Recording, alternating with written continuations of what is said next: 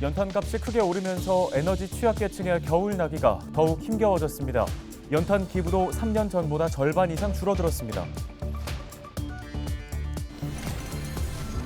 경기 북부 전역에 한파특보가 내려지면서 강추위가 이어지고 있습니다. 포천시 선단동이 영하 10도까지 내려갔고 대부분 지역의 기온이 큰 폭으로 떨어졌습니다. 해암사의 존재를 알려준 최초의 유물, 청동금탁을 양주 해암사지박물관에서 만나볼 수 있습니다. 현존하는 유물 중 해암사의 존재를 확인시킨 유일한 유물입니다. 김동근 의정부시장이 지난 6일 지방선거 당시 허위 재산 신고를 한 혐의로 재판에 넘겨졌습니다. 김 시장은 일부 누락 사실에 대해 착오가 있었다며 소명하겠다고 말했습니다.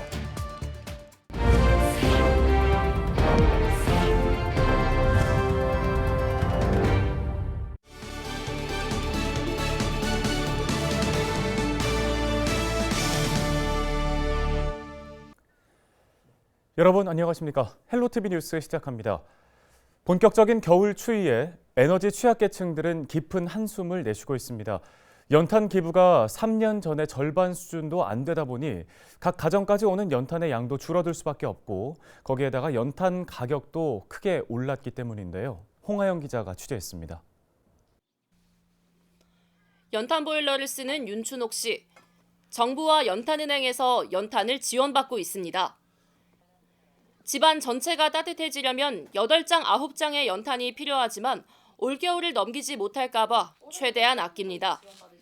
그러다 보니 방 한 칸에만 근근히 연탄을 뗄 수밖에 없습니다. 생활이 넉넉하면 괜찮은데 넉넉지 못하고 저는 지금 돈도 못 벌고 있고 넉장 가지고는 조금 방이 그게 뜨겁진 않지. 이제 예를 들어 요새는 지금 이 넉장 때도 요 정도인데 한겨울 되면은 이제 한 5장 정도 떼야 되겠죠.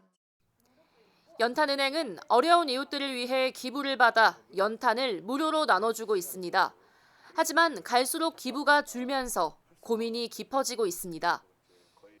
2019년까지만 해도 경북 예천 연탄은행은 개인 후원자 69명, 10군데 기관에서 총 1,000만 원 상당을 후원받아 96가구에 온기를 나눠줄 수 있었습니다. 하지만 코로나19로 얼어붙은 경기 탓에 지역 기업이 무너지고 기관에서도 기부를 약속할 수 없게 되면서 단체 후원이 벌써 절반 가까이 줄었습니다. 수도권도 마찬가지입니다. 2019년 9월, 10월에 걸쳐 35만 장의 연탄을 기부받았지만 올해는 같은 기간 동안 10만 5천 장이 전부입니다. 3분의 1도 되지 않습니다. 기업체에서 지원해주는 규모가 1년에 우리 예천만 따지고 보면 예를 들어서 한 10,000장 정도를 지역의 기업이 맡아주었다 한다면 이제 2분의 1 이하로 줄어든 거죠. 기부가 줄어든 상황에서 연탄 구입비는 올랐습니다. 2년 전 한 장에 700원이던 연탄값은 지난해 800원으로 뛰었고 올해는 850원이 됐습니다.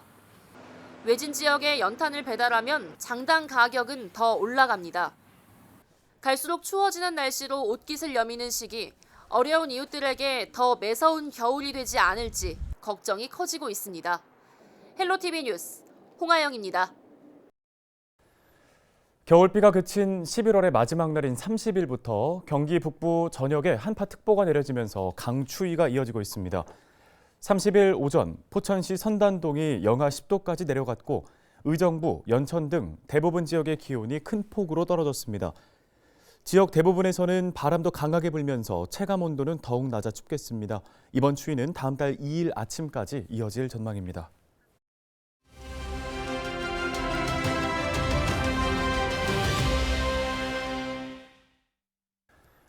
전국에 사상 첫 11월 한파 경보가 내려졌습니다.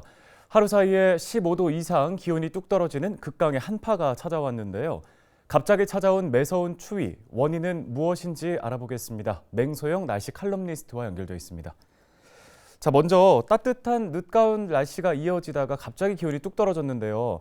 전국에 한파 경보가 내려진 게 현행 한파특보제로 개정된 2010년 이후에 처음이라고 들었습니다. 어떤 기준으로 발령이 되는 건가요?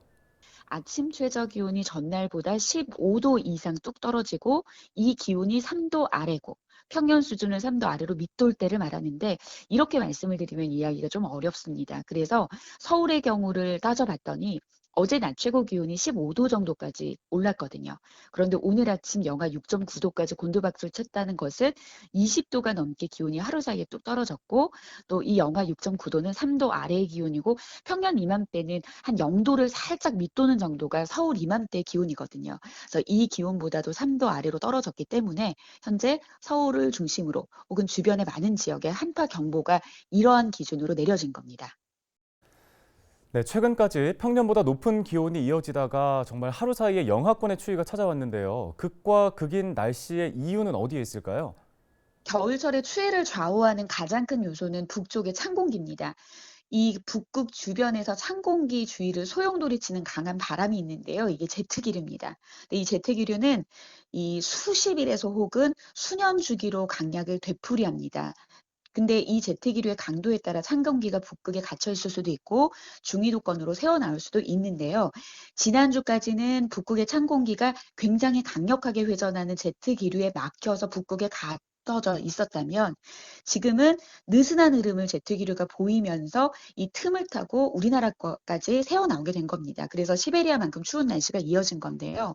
11월에 한파주의보가 내려진 것도 이례적이지만 1년 중에 가장 추워지기에도 사실 이만큼 정도의 추위는 좀 이례적입니다. 그러니까 어떻게 보면 기후변화라는 상황에서 이렇게 극단적인 날씨가 나타나고 있다는 그런 상황은 좀 더 좀 기후적인 측면, 재난적인 측면에서 심각하게 좀 들여다볼 필요가 있습니다. 네, 이번 강추위가 언제까지 이어질지 그리고 이렇게 온도가 급격하게 변화할 때 특히 주의해야 할 점은 어떤 것들이 있는지도 한번 설명해 주시죠. 이번 추위는 일단 주말쯤이 되면은 이맘때 기온으로 서서히 다시 이제 자리를 잡을 겁니다. 그런데 기후 변화라는 측면에서 이제는 앞으로 겨울의 날씨가 따뜻하면 극단적으로 따뜻하고 추우면 극단적으로 추운 날씨의 형태로 나타날 가능성이 굉장히 높습니다.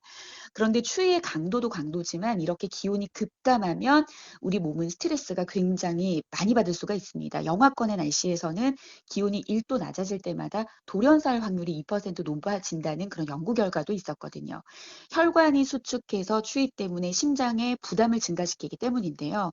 특히 강추위가 시작된 시점에서 날씨가 풀렸다 하더라도 4, 5일 뒤가 가장 위험합니다. 그래서 옷을 입을 때는 좀 쉽게 입고 벗을 수 있고 또 춥다라고 해서 너무 실내 온도를 높게 유지시키면 신체에 부담을 갈 수 있으니까요. 좀 입고 벗을 수 있는 바깥 온도와 실내의 온도를 좀 조절할 수 있는 그런 어떤 현명한 그런 대처가 좀 필요하겠습니다. 네, 알겠습니다. 도움 말씀 여기까지 듣겠습니다. 맹소영 날씨 칼럼니스트였습니다.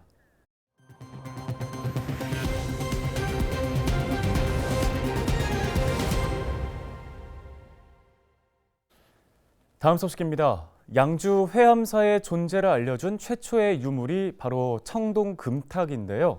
발굴 이후에 중앙박물관에서 전시되고 있었습니다. 이 청동금탁이 양주 회암사지 박물관으로 자리를 옮겼습니다.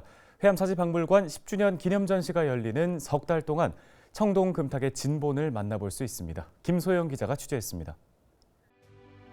양주 회암사터에서 출토된 청동금탁. 일부는 부서지고 녹이 슬어 있지만 그 형태를 고스란히 유지하고 있습니다. 청동금탁 정면에는 조선 국왕, 왕현비, 세자라는 명칭과 홍무 27년이라는 글귀가 새겨져 있어 태조와 회암사의 인연을 알 수 있습니다. 또 풍탁의 하단부에는 첨보산에 있는 회암사 보광전 네 모퉁이는 금벽으로 화려하게 꾸미어 총궁보다 훌륭하다라는 134자의 명문이 남아 있습니다.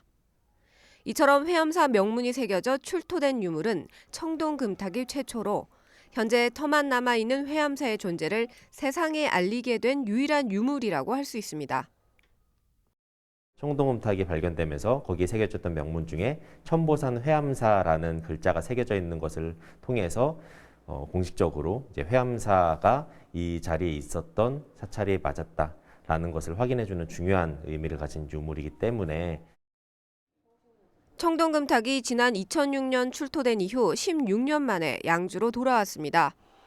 양주시립 회암사지 박물관이 개관 10주년 기념으로 중앙박물관에 있던 청동금탁을 이곳에 전시하게 됐습니다. 청동금탁 이외에도 1964년 회암사지가 사적으로 지정된 이래 1997년부터 2019년까지 진행했던 13차례에 걸친 발굴 조사와 정비 작업에 관한 자료들도 모두 만나볼 수 있습니다. 이 전시에서는 우선 양주 회암사지가 어떻게 사적 지정이 되고 그동안의 발굴과 정비 과정을 통해서 현재까지 이르렀는지 과정을 살펴보고 그 이후에는 2012년부터 2022년까지 이제 회암사지 박물관의 그 유물 관리와 이제 연구 과정. 청동금탁 진봉과 회암사지 개관 10주년 특별 전시는 내년 3월까지 진행됩니다. 헬로티비 뉴스 김소영입니다. 김동근 의정부 시장이 지난 6일 지방선거 당시 허위 재산 신고를 한 혐의로 재판에 넘겨졌습니다. 의정부지검 형사 4부는 29일 공직선거법 위반 혐의로 김동근 의정부 시장을 불구속 기소했다고 밝혔습니다. 김 시장은 지난 6일 지방선거 때 부동산 가액을 과다 신고하고 채무를 일부 누락해 실제와 3억여 원의 차이가 나는 재산을 허위 신고한 혐의를 받습니다. 김 시장은 입장문을 통해 재산을 신고하는 과정에서 선거사무소 회계 담당자의 착오로 아파트 담보대출을 누락했고 취득 시 계약 금액이 아닌 선거기간 당시 실거래가로 작성해 결과적으로 부동산 가액을 과다 신고했다고 밝혔습니다. 의정부시 선거관리위원회는 잘못된 내용의 재산 정보가 선거 공보물로 제작돼 유권자에게 배포된 사실을 확인하고 김 시장을 고발했습니다.